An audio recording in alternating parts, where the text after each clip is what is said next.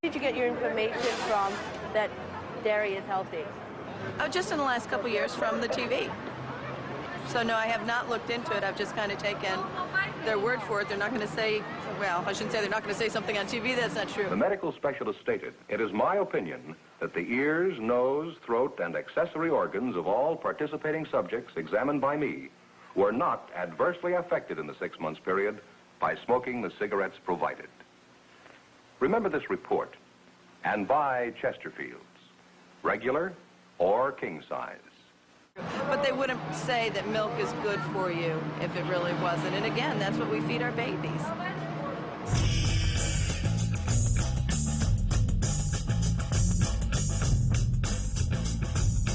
Looking at the meat and the dairy group, of those two groups, which should I give up? The question is, you should give up the dairy group. You'll get much better results than giving up the meat group. And the reason is dairy is basically liquid meat. It has essentially the same macronutrient properties, the same amount of fat, cholesterol, protein, lack of fiber, and so on. They're very similar in their nutritional makeup, but dairy has some extra problems, allergy problems, autoimmune diseases that it causes. They think dairy is health food. They look at a block of cheese and they think strong bones. They don't think glob of fat. So psychologically, they eat dairy guiltlessly, and they eat large amounts without any reservation. So if I was going to give one powerful message to a patient, to a community, to a country, to a world, is get off the dairy. You'll improve your health more than getting off the meat. When they say milk has calcium, everybody needs calcium, they leave the consumer to make the connection that therefore milk is a good source of calcium, which is of course absolutely not true. The fact that the animal proteins are highly represented in dairy products will cause negative calcium balances for people, and it'll actually be the cause of osteoporosis and things of that nature. So, but these are things that people don't understand. So it's a very, very clever way. You need fat, you need protein, you need carbohydrate, you need calcium. Yes, there are things in milk that you need, but you don't need milk to get them. The Wild West, the dairy industry can do whatever they want. They got the money, they've got the political control. There's nobody out there to put them in line, so that's what they do. And USDA, their principal interest is protecting the livelihood of the livestock and dairy industry in this country. They also are the ones who then take this report and put out a very practical message for the public called Dietary Guidelines for Americans.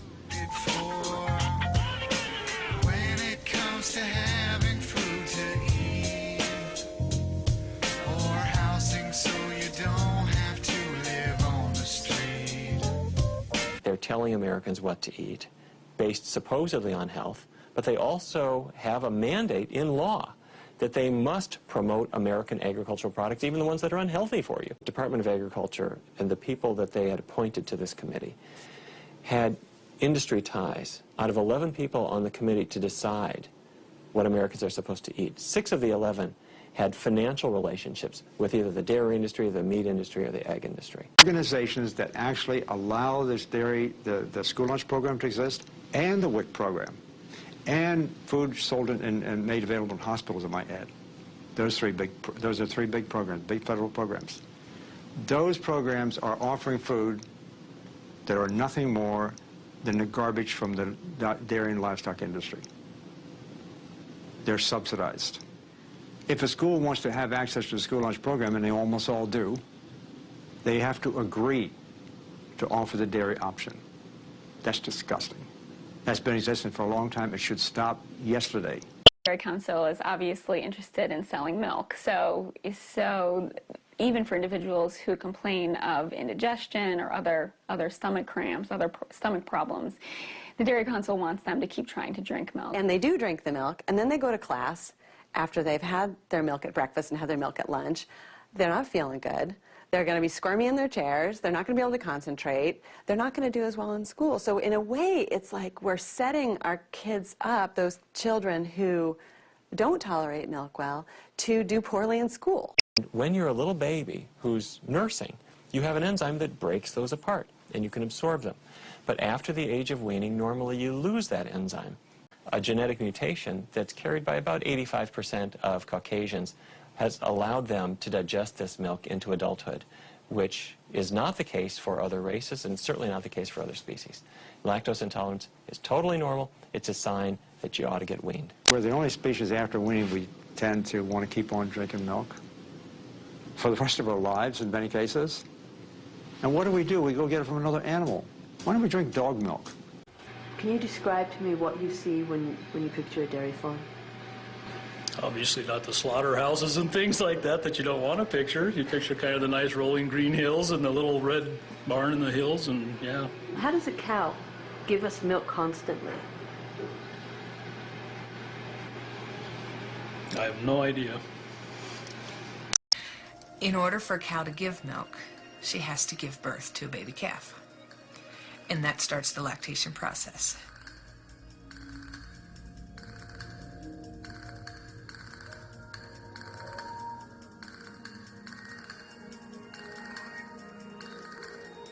And the mama can't stay with the calf because she's got to milk. She's got all this milk she has to give.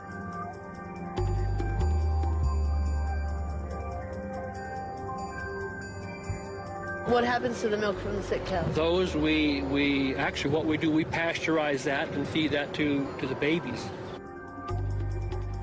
A cow can have an infection in her udder, which is called mastitis. So the somatic cell count relates to the incidence of mastitis. So if the cow has a low somatic cell count, and somatic cells normally occur in the milk.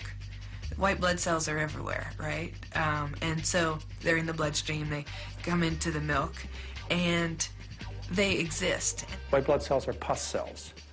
And in analyses of the dairy that's being sold, you know, they have 350, 400,000 pus cells per cc, along with 25,000 bacteria per cc is found in regular milk that you buy in the stores. Blood cells are present just naturally to help the baby cow. But humans, you know, when they're consuming cow's milk, that's really not a concern. And what it ends up really being is just basically pus that is present in the milk. It doesn't really help our immune systems. It's meant for a baby cow's immune system. So that's just something else that we don't need.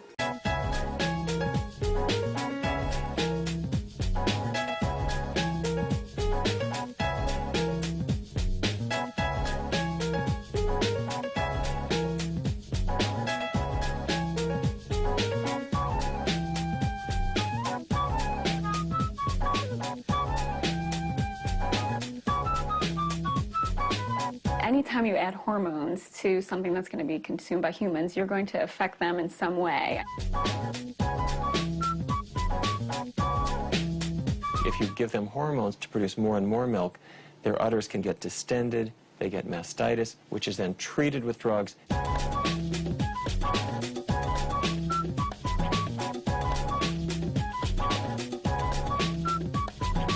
The 70 to 80% of calories from fat, most of which is saturated. People don't realize that. They think, oh, this is a health food. It's rich in calcium, but it's not a health food. It's terrible. The higher the dairy consumption in different countries, the higher is the risk for osteoporosis. It's not the other way around. Like the dairy industry, I mean, they've been getting away with that yarn for quite a number of years now.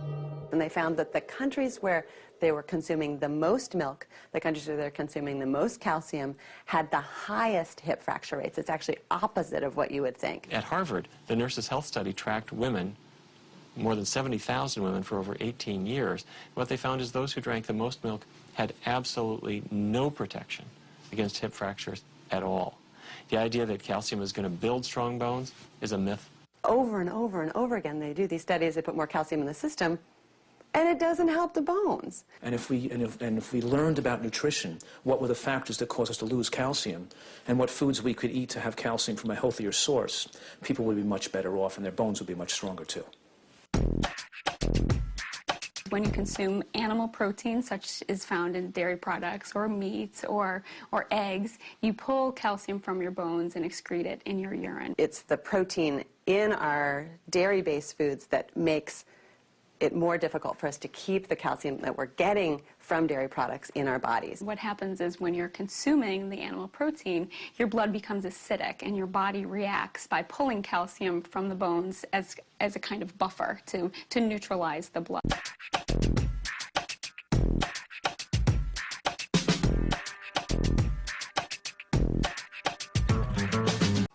feed cow's milk earlier, 6 months, 8 months, 10 months, even 12 months, you're taking a chance the child's going to lose iron from occult gastrointestinal bleeding. And because milk doesn't contain iron as much, and it's not as absorbable as it is from breast milk now, the potential is going to be there for iron deficiency when they're young. And iron deficiency in a young child can have effects on reducing their intelligence. And that reduction in intelligence can be there permanently for the rest of their life. So in this home daycare, do you give the kids milk? I have to give them milk at least 2 to 3 times a day. You have to? I have to. It's because of the food program that I'm on. One of the main factors is a high diet high in animal products, especially animal products that are high in saturated fat. And as I said earlier, that the biggest contributor of saturated fat in the American dietary landscape is dairy products, cheese and butter. Dairy products are a rich source of cholesterol and saturated fat, which are the two things you want to avoid if you're at risk for heart disease, or even if you want to prevent heart disease altogether. If you look at what's in milk and other dairy products, it's a recipe for a heart attack. It's got an awful lot of fat in it, mostly saturated fat, the kind that raises cholesterol. So if there was one food to wipe out to prevent heart disease, that would be cheese and butter. But when you have heart disease, you'd be crazy to eat pouring cheese and butter on your foods. But, go to a hospital and see what they feed them. See what they feed people coming out of bypass surgery. See what they bring to you when you're in a hospital. They bring you all kinds of high saturated fat dairy products.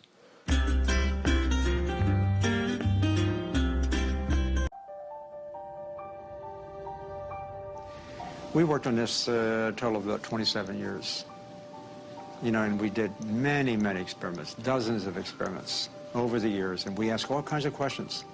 First off, is it really true that animal protein, in this case cow's milk protein, that it can increase cancer? Well, we established that point in spades. It was absolutely true. It was dramatic.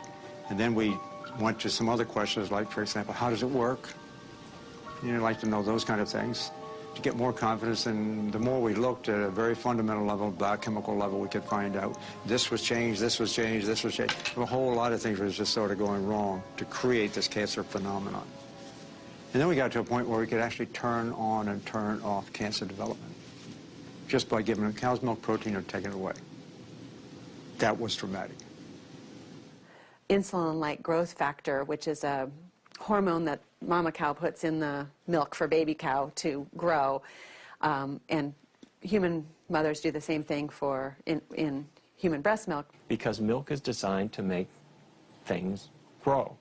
And so the mother cow is putting growth factors and hormones and nutrients into the milk to cause changes in the calf's body that make the calf's cells grow. When you're an adult, you don't need any more growth hormone. Growth hormone basically is looking around for something to do. If it finds a non-self cell or a mutated cell, then it can act on those cancerous cells and increase growth of cancer cells. Because when we're done growing, we don't need to grow anymore, and so but our bodies still think that something needs to grow. All of a sudden, here's cow's milk protein, the most sacred of all nutrients, I think, as we've been educated. It causes cancer.